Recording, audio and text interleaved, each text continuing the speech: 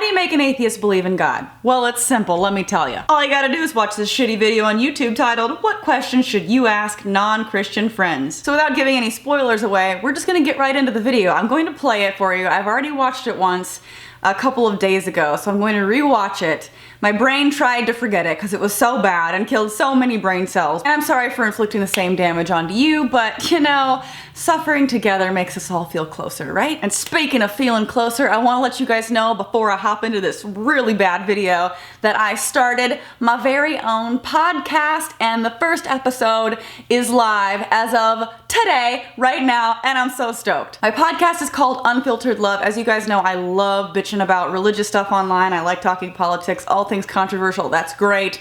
But also I like to complain about relationships and dating advice, because you guys know I've been through hell and back in the world of dating, and I have a lot to complain about. I really am having a lot of fun making this. I laugh a lot during the podcast, I drink a lot during the podcast. So please make sure to check it out. You can find it on the podcast app, Spotify, Google Play, and it will be on my YouTube channel, youtube.com/JaclynVlogs. Subscribe, it's free to subscribe. You can give it a rating, you can leave a review, that helps boost it in the algorithm. All of that is much appreciated. So yay, podcast is live. Now let's kill those brain cells.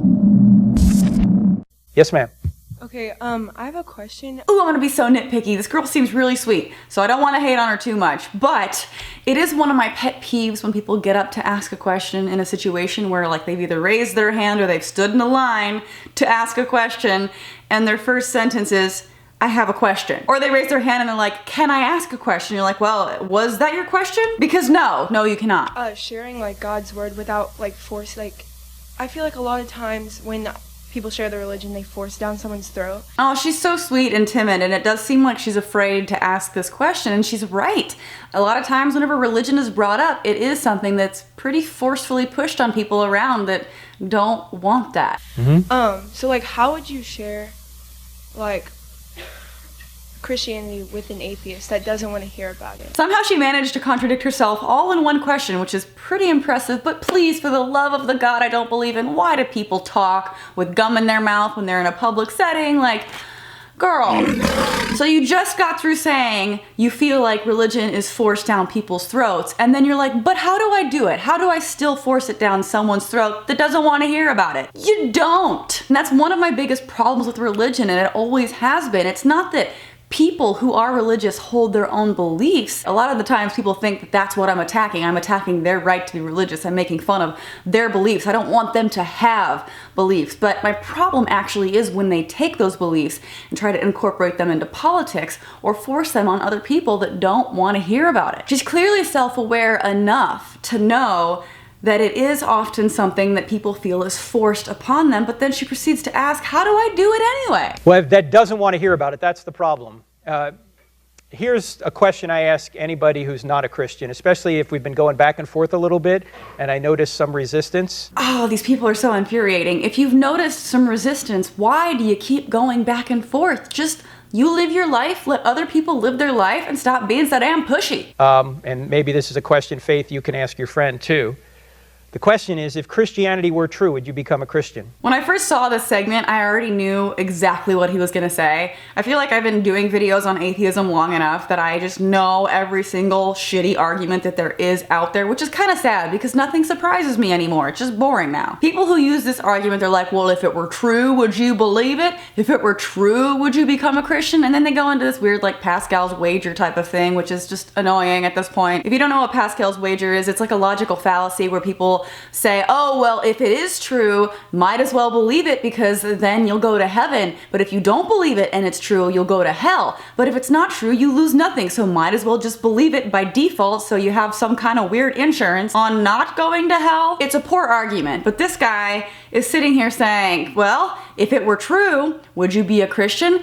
And he doesn't realize that that's a different question than saying, would you believe it? Even if the God of the Christian Bible were true, a lot of people, even if they might believe it were true, wouldn't want to be a Christian because being a Christian implies that you are following that God, that you are a worshiper of that God. And to be honest, the God of the Bible is pretty fucking awful. So even if I knew all of that shit were true, I wouldn't immediately be like, okay, well, I'm a Christian now. I'm gonna worship this God that's just murdered tons of people and is okay with rape and is okay with like slavery and all of these horrible things. Like, I'm just not gonna jump on that boat just because it so happens to be true. And I don't think he understands that. I've had atheists stand at that microphone in front of hundreds of people on a college campus. I asked that question, if Christianity were true, would you become a Christian? And the atheist will say, no! Again, there's a difference between believing in something and becoming a follower of that thing. It's also a really bad question, and it holds no weight in the form of an argument. Saying, hey, if it were true, would you believe it? What if they said yes? Where do you go from there? You can't prove that it is true, so the conversation just ends. Wait a minute. I thought you claimed to be reasonable, and yet I ask you if something were true, would you believe it? You say no. How's that reasonable? How's that rational? I would love to be in that audience and be the next person in line and then be like, hey, can I ask a question? If Islam were true, would you be a Muslim? Leave a comment and let me know what you think the odds are that he would be like, you know what, yeah, I would. But who knows? Maybe I'm wrong. Let me know in the comments. They don't want it to be true. Now, there could be a number of reasons for this, but quite frequently, people don't want it to be true. They don't want there to be a God. Why? Because they want to be God. Ah, yes. Again, another argument I'm sure none of you have ever heard. People just don't believe in God because they want to live in sin. And if you believe in God, then you have all these like morals that get in the way of being a sinner. We don't want none of those morals as atheists, so we just stay away from Jesus. They really think that that's what people are doing, and what I've always wanted to ask someone like this is, hey, if you found out today that you knew for a fact that there was no God, would you then abandon all morals and go out and just start burning things in the street and punching people in the face? Because I don't think you would. But here we go. Let me hear your spiel about how it's just that, I want to live in sin. Go ahead. They want to be God of their own lives. They don't want anybody telling them what to do, and they think God's going to tell them what to do and get in the way of their fun. Well, if it's a choice between God and fun, guess who wins? Fun! I really love how he sets himself up now to where God and fun are on like opposite ends of the spectrum. Kind of a dumb message to be sending to people. I mean, I think you should be telling people that you want to be a Christian that is the fun thing to do. That's just my opinion. When they think God's going to tell them what to do and get in the way of their fun. It's also kind of like a mind-blowing thing to tell these people that most countries that are secular have lower crime rates. The most religious places are often the places the most riddled with crime. So clearly being religious, being a Christian in particular, is not some kind of saving grace for humanity. It doesn't make people better. If you want to be a good person, that's something that should come from within, not because you're afraid to go to hell, not because you're afraid of punishment from some God, not because you want acceptance from a community of other people that are religious. You should want to be a good person because you don't want to go in the street and punch someone in the face. You should be a good person because you want to be kind to others. For me personally, whenever I became an atheist, I think I became a better person because I didn't have this idea that life continued after death, and that made me value the life that I have more. And that feeling didn't make me want to go out and party and live in sin and do all these wild and crazy things, YOLO, that kind of mentality, which is what they all seem to think that someone like me would have. It actually made me live a lot better because I realized that not only is this my only chance to have a good life, it's everybody else's only chance to have a good life too. So if I don't help that person in need, if I'm not nice to my friend, they're not gonna have some kind of better reward or better situation in an afterlife. This is it. A lot of people try to make themselves feel better that their life is shitty or that they're in some kind of bad circumstance because, oh, you know what? I'll be rewarded in heaven. You've heard that thing about how the meek will inherit the earth. Well, you know what? No, you won't. This is it. You gotta be good to people now. You have to live your best life now. I don't know, something about that just made me value my life more. It made me value others more.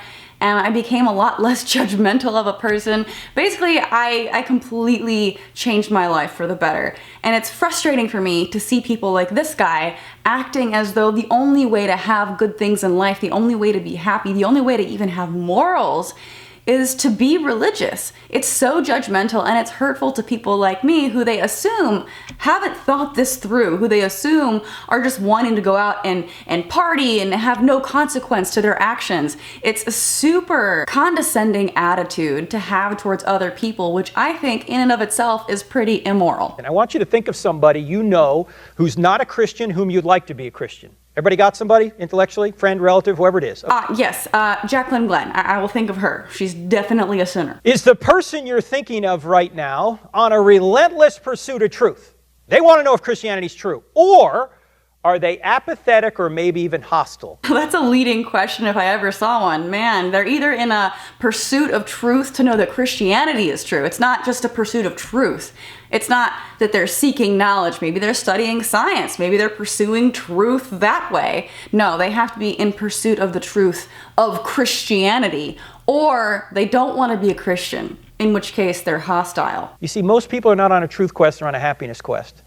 And they're just going to believe whatever they think is going to make them happy. Does he not see how that is actually a pretty accurate description of Christianity? The way I see it is that a lot of people who are religious or really, really Christian, they're not on a pursuit of truth. If they were, they would be looking more into science. They would be getting perspectives from other religions and not just focusing on their own. They would be open to outside influence. They would be open to the scientific method of trying things and having a hypothesis and testing it and seeing if that holds up. They don't want to ask those questions because asking questions and potentially breaking down the foundation of what you believe and what you hold to be true and something that's probably really integrated into your family and deeply personal to you, you don't want that to fall apart. So you're on a happiness quest, not a truth quest, because you want to hold on to these beliefs without question, because being religious makes you happy, because it gives you that comfort of thinking that you will live after death, that you will see your loved ones after they've passed. I'm sure that would be extremely comforting. So in this point, I do agree with him. I think certain people are just gonna believe whatever it is that makes them happy, whether or not it's true. Probably what's going to happen in the future, there's going to be an issue that's going to come up in that person's life. Could be a period of suffering or something that happens to them. Again, it's easy to see where he's going with this. Everybody goes through difficult parts of their life where it would be nice and comforting to believe that there was a God there that loves you, that's looking after you, and that has some kind of greater plan or purpose for your life. That's all very comforting. But that doesn't make it true. And it also takes away from people who overcome difficult things in their life on their own. You don't need to believe in fairy tales to have friends that will be there for you, to have internal healing that you do on your own that you should credit yourself for. Sometimes people rely on religion instead of going to a therapist or opening up to friends and family, which I think ultimately is pretty detrimental, to have this mindset that you can't do it on your own and that you can't use the people in your life that love you to overcome things, because that's not enough. You need a God, and you're not strong enough without one. Your phone is going to ring and that person's going to be on the other end.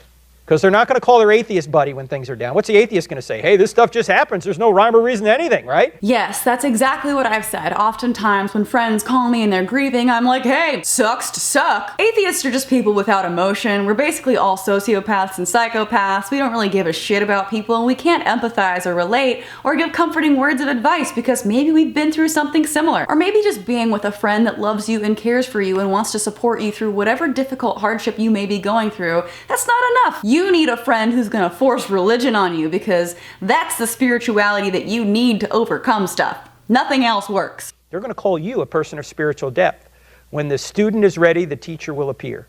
Ugh, what a condescending asshole. I'm sorry. He was just so insulting throughout the whole video, and I try to maintain composure when watching these things. I try to stay open-minded and keep, positive thoughts at the forefront of my mind, but with this guy, he was just so horrible. The entire time he makes it out like, I'm personally kind of insulted by this mindset, and it's a common mindset to find among Christians, that atheists have no morals, that atheists have no coping skills for grief, atheists don't care about the world around them or other people, and that you have to be religious to be a decent person. It's total bullshit and so infuriating and insulting. I really hope if you're a religious person watching this that you can understand that this is absolutely the wrong way to approach people. Please do not hold this attitude. It is the biggest turn off to religion. If you want someone to listen to you, be the opposite of this guy. And by the way, he never answered the girl's question. She's like, how do I basically force my beliefs on people without forcing my beliefs on people? And he didn't have an answer. He just shit on people who didn't believe the entire time because maybe he thinks that's an effective way. Sorry to disappoint, but if you came to this video expecting a handbook on how to make atheists believe in God, you're not gonna get it because you don't. I'm the first person to advocate for freedom of religion. If you wanna be religious, you have that right. I would never, ever in a million years want to take that away from somebody. I would never tell somebody not to pray. I would never tell somebody that they can't be religious.